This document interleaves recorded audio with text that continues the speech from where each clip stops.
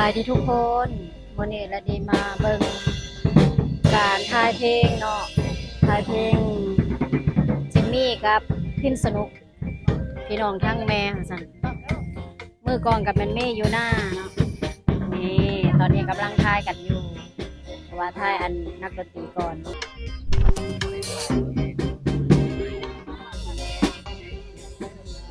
โปรเจกต์ของอาจารย์จำปาเสียงผู้ไทยอาจารย์จำปาสบายดีมื้อนี้แต่เฮามาถ่ายเพลงใหม่เนาะเพลงหยังเพลงพี่น้องทั้งแม้เพลงเก่าแต่ว่าเอามา cover ใหม่ผู้เลอหองจิมมี่สิทธิพลแล้วก็น้องพิมพ์สนุกพุทธดีเนาะฝากติดตามทางซ่องน้องพิมพ์สนุกน้องพิมพ์สนุกเนาะโดยขายอันเสียงผู้ไทยสตูดิโอมื้อนี้ก็ขอบเจอทางนันดีศรีสมพรเนาะโดยมาเป็นสปอนเซอร์เฮอได้มื้อนี้ได้ว้าสปอนเซอร์คันนี้มีแลนดี้ศรีสมพรงานนี้ก็คือสิมีเกิดสำหรับมื้อนี้คุณเลยแม่นบ่แม่นฝากพี่น้องไปฟังกันหลายๆเด้อฟังคือมันได้ซ้ำเพลงพี่เลยว่าน้ำเจอสาวลาวใต้เนาะพ่อสำนั้นพ่อมีเอาลายมีเอาลายบ่แม่นมื้อนี้เบิ่งหลังงามหลายเนาะโดยแม่นอันนี้นักร้องเด้นักร้องดังเด้เนี่ยเพลงล่าสุดเป็นเพลงยังจิมมี่ขออนุญาตเด้ออาจารย์เห็นว่าบ่เห็นว่าเนาะเห็นว่าบ่เห็นว่าหยังชื่อเพลงเห็นว่าทางประเทศลาวคือยอดวิวมื้อละแสนหายากหลายมื้อละแสนเลยเนาะแม่นหามีได้แล้วเนาะอาจารย์เนาะเพลงเบิ่งก็90,000แล้วมื้อนึงบ่แม่นฮอดล้านแล้วบ่จิมมี่ยังเฮากัน700,000ไปปาดจักมื้อนี่6 มื้อครึ่ง7 มื้อ7 มื้อปฏิโทฝุ่นนักร้องมาแล้วพี่น้องนักร้องมาแล้วถ่าต้องร้องผู้เดียวมาถ่ายเพลงหยังเนี่ยมาถ่ายเพลงพี่น้องทั้งเมย์ห้องคู่กับไผห้องคู่กับไอจิมมี่ดีใจแฮงดีใจแฮงว่าซั่นลงซองซองไหนเนี่ยลงซองส่งไปเนาะลงช่องน้องพิมพ์สนุกเองช่องใหม่แม่นตามตอนนี้เขาก็ได้3 ล้านคนปาด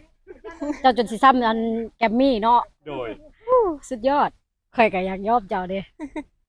โอเคฝากติดตามด้วยพี่น้องเด้อน้องห้องเสียงม่วนคนงาม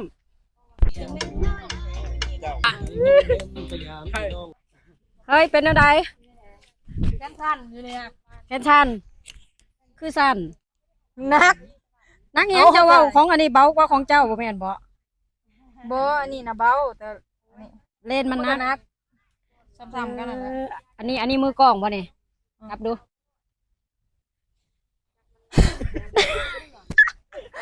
จับไม่สั่นอันเบิ่งคนกับกล้องไหมพี่ดอกเอ้ยเราบ่ได้มาเป็นมือกล้องมาเป็นยังเอามาเบิ่งซื่อมาเบิ่งซื่อๆบ่จะเลือดแตกอยู่ได้ออกนี่มันฮ้อนซื่อติสุพ่อบ่แปลกเนาะเป็นยังสุเจ้าใส่งานนักโพดอาจารย์จำปาเมย์อยู่นาน่ะเบิ่งด้ามจับกับแขนเบิ่งแขนหน่อยเขาอีต้นมันแน่เห็นว่ากะนะธรรมดาจะป้าก็มาเปลี่ยนแน่จากอันเนาะสดจากใดเบิ่งกล้ามนะใหญ่ขึ้นใหญ่ขึ้นบ่ได้เบิ่งผู้กล้ามสำนักมวยนี่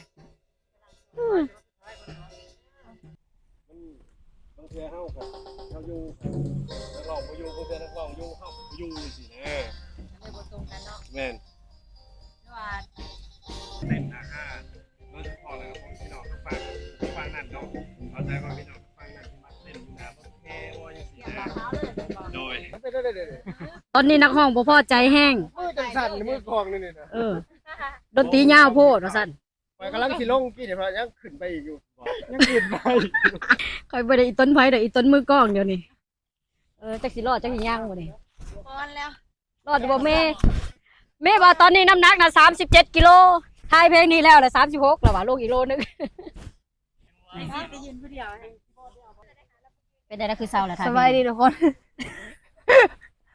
บ่เฮามาเบิ่งซื่อเฮาบ่ได้มาเป็นตากล้อง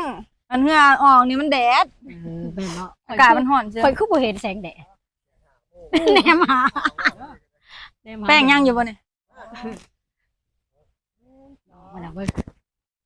เดได้ซอสเด็ดดีแล้วแดงงามแล้วเด้ฮะ แต่ว่าอยู่ในคอได้ป่ะเนี่ยเงยขึ้นอันนี้ จัดการนี่คืออยู่มีผู้จัดการ ผู้จัดการตะกล้อง ฟ้าหุ่นเขาคือไกลกันแถวคอยก็ว่าคอยจอยแล้วยังซ้ำเจ้าอยู่แหม่ บ่คันอยากหุ่นแบบนี้นะบ่ได้ยากมีสูตรอยู่ เฮ็ดอะไร บ่มีแนวกิน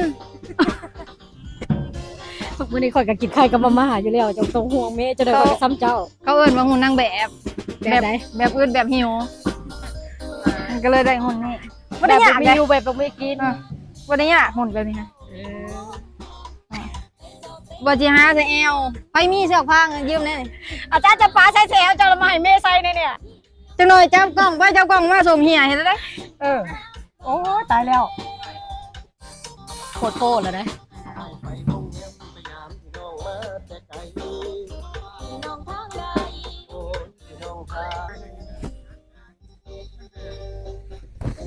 คนงามฝากติดตามเด้อพี่น้องเด้อ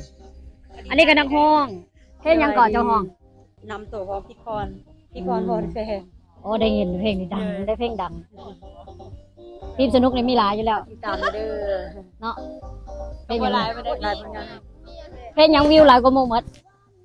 น่าจะเป็นเพลง cover ซาวโคเซ่เขาเอ้ยดาวดวงน้อย จักวิวล่ะ แต่เดี๋ยวนี้อาจจะ800,000แล้ว 800,000ใกล้สิฮอดล้านละ ไกลละอีกนิดนึง มื้อนี้มีแต่นักร้องมีแต่คนดัง มาเบิ่งคนดังเด้ มาเบิ่งคนดังมื้อนี้ว่าจะเป็นจิมมี่สิทธิพลเมย์อยู่หน้า แล้วก็บรรดามือกลองมือกีตาร์มืออหย่างทุกอย่างก็เป็นคนอยู่ในวงการหมดเลยมีแต่คนดังๆมาเบิ่งคนดัง